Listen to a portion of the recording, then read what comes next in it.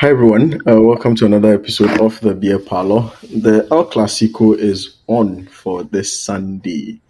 Erasmus, Boba, it is folding coming. what are your expectations for this one, and how hyped are you for it? Because there are very few matches I know that, like, for instance, I personally want to watch, and this is one of them that even though it will be 3 a.m. my time, I'm either going to sleep early or make sure I never sleep so that I just stay up to watch this one. Yeah, your dedication for the sport needs to be studied.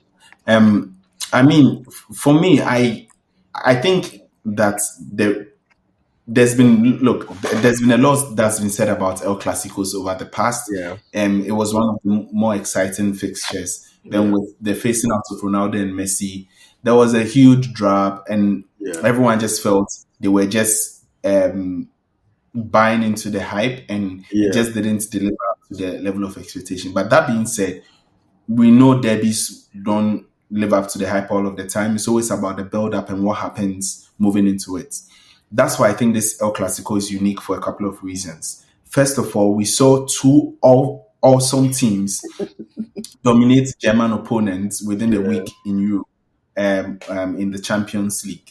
Yeah. And in the build up to that, there's been a couple more exciting stories which are going out. So it's piqued my interest, especially given how Barca played against the Bayern Munich side when they have lost historically 8-2 and a number of things. Yeah. And I think also for Real Madrid, you look at the fact that two of their players probably are standing a chance within the Ballon d'Or, and this is a Sunday before the Ballon d'Or. They will definitely have it on their minds. Yeah. And Madrid being 3 points behind, I think it has made it exciting. I myself have not watched the El Clasico intensely for some time now, but this is one of those that I'm very much excited. Yeah. I mean, let's see, 4 quick narratives. We should be wrapping up this episode in the next 15 minutes or even 13 minutes, so people can enjoy the intense narratives and then just be hyped up for the game. But there are 4 quick things I want us to look at. First is, people say Vini scored a hat-trick on Tuesday. Rafinha got angry, scored his on Wednesday, and both of them will be meeting on Sunday. Are we going to see 2 hat-tricks, or are we going to see the two of them lock horns in a way we've never seen them do before? And don't forget, they are Brazilian teammates, so obviously there's some love between them. But I think that, like, the narratives being framed around this game, especially after the performances in Europe, is going to be insane. How do you see their influence on the El Clasico match that we are about to see this weekend? No, so I'll just say there's a lot interesting about this game, but I think these two players deserve like a shout for what they've done within the season alone. Like Rafinha was one of the most villainized players last season, to the point that I think before the game, late bloomers. These days, when I hear his name, that's what comes to my mind. He's aged like the old saying, very boring but very true when it comes to Rafinha. He's aged like fine wine. The way he started the season, it's crazy. Insane. No, so I don't agree that it's aged with fine wine. I think he just had a bad start to life in Barcelona. Because at Leeds, Leeds sold him for 60 million. They had bought him the year before for, I think, 15 or something of that sort. Yeah, he was really a diamond in the rough. And within the Premier League, he literally carried Leeds on his back. And I remember the day they survived relegation, he knelt and marched around the whole park. Someone who has a lot of passion, a lot of dedication. And this was Leeds, for God's sake, and he's Brazilian. Let me tell you something. They said that Richarlison was the Rafinha that Tottenham thought they were buying. You started this your thing again. You are bringing it onto Rafinha. This episode is not Anthony, Rafinha. Richarlison is the one. He's the Rafinha that Postecoglou and his people thought they were buying.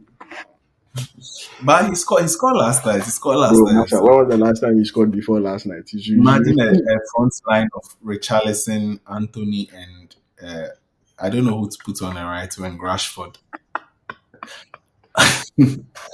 Oh, Man United have got like that, thousands of that points. team can only survive if they are coached by Jose and they play a 4-5-0 or a 5-5-0. That's it. And anyway, so Rafinha has always been that player that he's very good. Like he's Yeah, technically gifted, he's very strong, and his power has been his legs because yeah, he's very very quick and he's very very quick and he can really carry the ball very very well. So I just think it's a case of him going into the team. I think he's been at Barca. This should be is this third season or his second yeah. I season? I'm think not first sure. season or second Yeah, season. yes, it's third season. So I think it's just that he didn't take up to life very well in Spain. But Yeah, also, I think there's a renewed positivity around this team because the coach came in and gave him the armband. It yeah, doesn't exactly, regularly happen. exactly. Yeah, and I think within the previous regimes, like had to contend with Dembele going for a spot, then moved Yeah, over to the right, had to contend with Lamine Yamal coming in for his spot. And this season, we are seeing a very, very different Rafinha. It's yeah, mind blowing the levels which he's showing. For me, he's showing levels of an elite player. And yeah, the Brazilian coach said that Brazil is definitely winning the World Cup in 2026. yeah. So hello, Thomas Tuchel.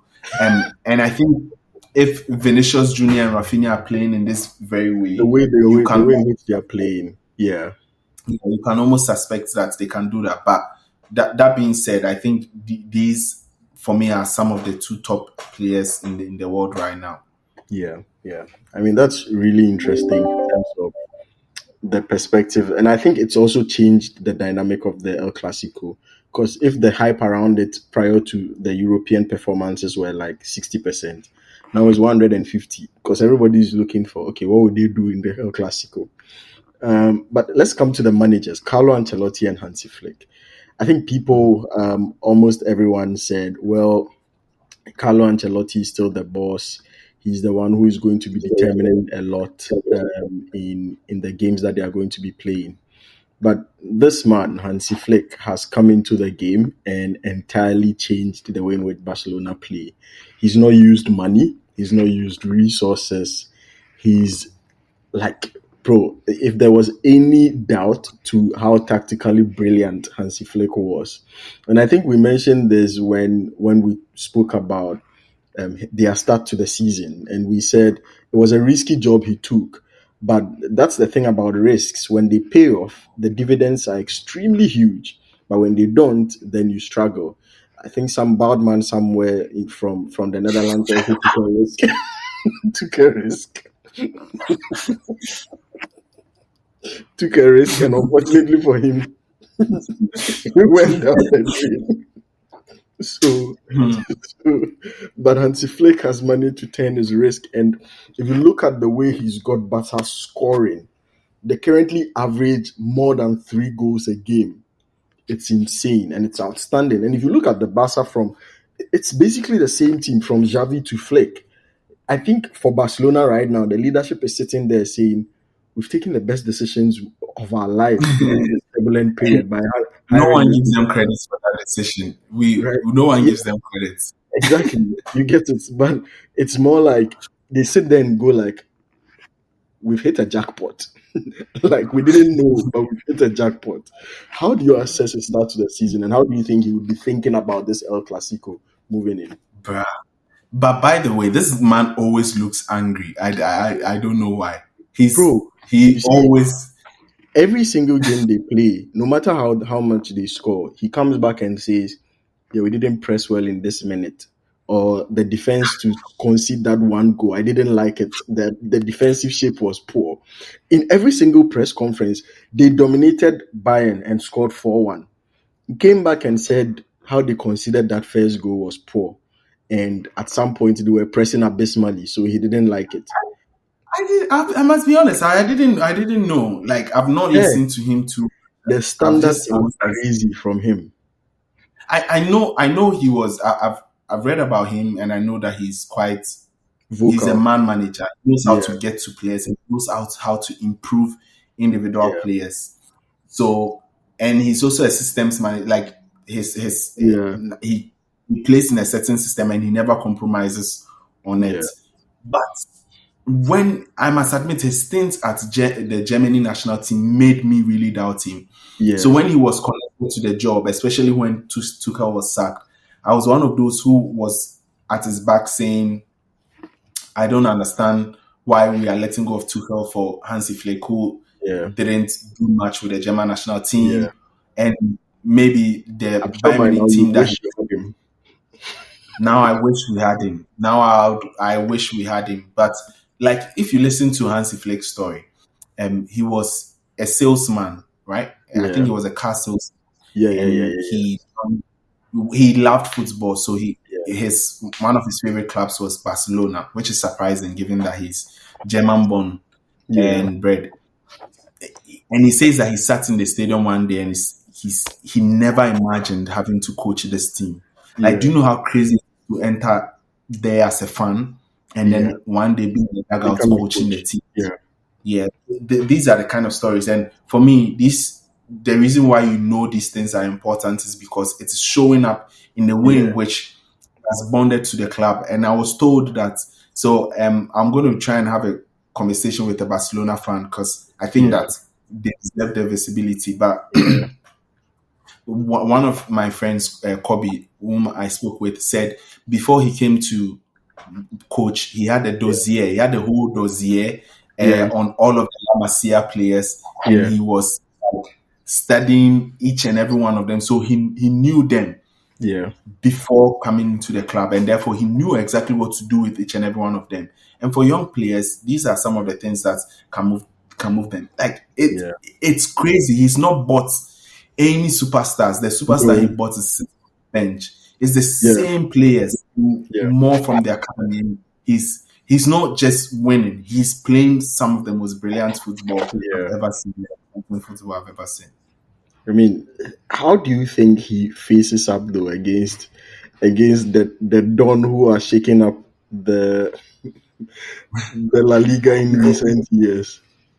I think it's a case of, with Hansi Flick's aggression and rage against Ancelotti's cool, calm, collected, nonchalant. So it's really a thing of a yin and yang thing who would catch each other, right? They are polar opposites, but in the same way. No, but I think that tactically, he will. That's the thing with Ancelotti. Ancelotti, people don't know that he's more of. He's very, very good at reading the game. Very analytical, heavily analytical. Yeah, he's very, very good at reading the game and knowing what to do. And he does really, really simple things. Over the week when they were playing Dortmund and then they were down 2-0. And then they went into the dressing room and after the game they asked, what did he say? He said, they were just being lazy on the pitch, but the tactics is right. So they should just be a little bit more aggressive to win the balls when it comes. And they would win the game. And they were a lot more aggressive in winning the duels, and Dortmund was completely out of the game. Yeah. So it's very crazy, and for me, that's why I can't call this game. I think if you remember, like how they played in the first half, Barca would tear them to shreds because Barca is very good at keeping the pitch very, very small and moving the ball around without you touching the ball. And they also press aggressively, and they press on the front foot and push their players really, really high, which means that you will not have the time to be picking your passes, making your kind of decisions. And this is a Madrid team. Vini and Mbappe, that high line on the halfway line, you die. I was coming to that because if they had a Toni Kroos, I would say that this year Real Madrid has struggled in certain games where teams have pressed them really, really high because they've just not been able to have an outlet. They have runners like Valverde and Jude Bellingham who can win the ball and can be like carry it, win duels, and pass between 2-3 players, and then sort of expose the back line. But balls over the top, they've struggled a bit, and in terms of being able to control games, they've struggled a bit. So that's where I think they miss an ammunition, and it's about how Carlo Ancelotti can adapt to that. But if you look at the high line of Hansi Flick, the only reason why Bayern Munich was able to break it within the first half was because Barcelona's attacking players were not pressing in line, like were not pressing Coordinating higher. across. Yeah. Yes. So it was leaving. So the back line was pressing, but the front line was not pushing up, and therefore the Bayern Munich players had a lot of time on the ball, and they were able to ping passes to their wings and have one-on-one against the fullbacks. From minute 25 or so, when Lewandowski and Rafinha were constantly pressing and Lamine Yamal were constantly pressing and the team was pushing up, Bayern Munich couldn't find a ball. You could see several moments where Company was frustrated and he said, push it, play it, why don't you play it over? So I do think that the Real Madrid have the tools to hurt Barca. Yeah. And if they don't play the high line well enough, and if the players don't show up in this way, they are going to completely destroy Barca. And you see why I say I can't call this game. Because really, if Barcelona are able to impose themselves in the game and play their football, they will rip Madrid to shreds because their defense has been seen to be quite vulnerable. They're a bit slow in terms of coming out of the blocks. But if Real Madrid is able to prepare against that and are able to find ways to Madrid, Mbappe, Ancelotti then it's over for doesn't have a static style of play. So, you see, Madrid is one of the teams where they can play one game today and the next game, if you predict their tactics, you are entirely wrong. Because they play with some sense of systemic freedom, so awkward that it's difficult for you to say, this is how I'm setting up against them, which I think would be the difficult thing for Barca. Because they would study over a series of games, they would prepare. But for what deployment Carlo would have for that specific day, they would have to go 10, 15 minutes into the game to understand Madrid and exactly what they are intending to do and how to tweak and adjust to it. But the thing about Carlo is also that he doesn't mind bleeding the game out. He doesn't mind sitting in deep. He won't move away, just blocking shots. I won't try to score. He'll just be there, bleeding the game out till like when you are tired and when you are getting frustrated because you've tried so many chances and it's not working. And then he does raise his eyebrow. Joselu comes on and scores 2 goals. So it's like those situations where it's so difficult because you have 2 very exciting managers. One exciting in terms of how offensive it is, but another exciting in terms of how pragmatic it is and nonchalant it is about fearsome situations. So it's really going to be exciting to see how this will go. But I know you said you didn't want to call it. Exactly what I'm going to ask you to do. Erasmus, call the game. Call the game. Who is winning the El Clasico? So that when they lose, I can come and review you. So call it. This is the hardest for me, but my heart says Barcelona. Okay, that's fine. That's really nice. My heart says Barcelona. Because this is also the match where if Real Madrid wins, they equal Barcelona's all-time win streak. And my heart says Real Madrid. So it's a really good time to be split on this podcast. And for anyone who has watched through the episode, we'll be back, obviously, because this El Clasico is one of the big games of the season. We'll come and react to the results afterwards. And what I want you to do to join in on the conversation is share your thoughts, either via text, via an essay, via a voice recording, either in the comment section, if it's text, obviously in the comment section. But if it's a voice recording, you can send it to our email at theshaftpodcast@gmail.com. And I'll definitely play them when we are reacting to the results. And let me know if you support me, tell me if you support Erasmus so that we'll know who to roast in the reactions. Yes, Erasmus, final words. I was about to raise my hand like we were in class. I was saying that we should probably do a giveaway. So if Real Madrid wins and someone is able to predict the correct scoreline, yes, I owe the person airtime or whatever like it is. I'm not sure where the person will be from. If it's from Ghana, Nigeria, that's fine. Airtime. If it's from the UK, we'll talk. Okay. Okay. If Awesome. Barcelona wins and the person predicts the correct scoreline, you would Yeah. have to pay for it. Okay. So if Madrid wins and the person predicts the correct scoreline, you pay for it. If Barcelona Yes, wins, I pay for it. Fair enough. I know Barcelona yes. won't win, so these bets I don't mind. Anyway, for me, I take these bets, assuming the possible best case scenario for me. So, but yeah, it's been a wonderful episode of the Beer Parlour again, previewing the El Clasico that would be coming live on Sunday after very brilliant performances from these two teams in Europe earlier in the week. So, catch us after the El Clasico. Let us know your thoughts in the comment section. The Barcelona and Real Madrid fans, please let us know. Don't roast us, but let us know. The Madrid fans, you can roast Erasmus. For the Barca fans, have mercy on you. And let's see our reactions. Thank you so much, guys, and see you on the next one.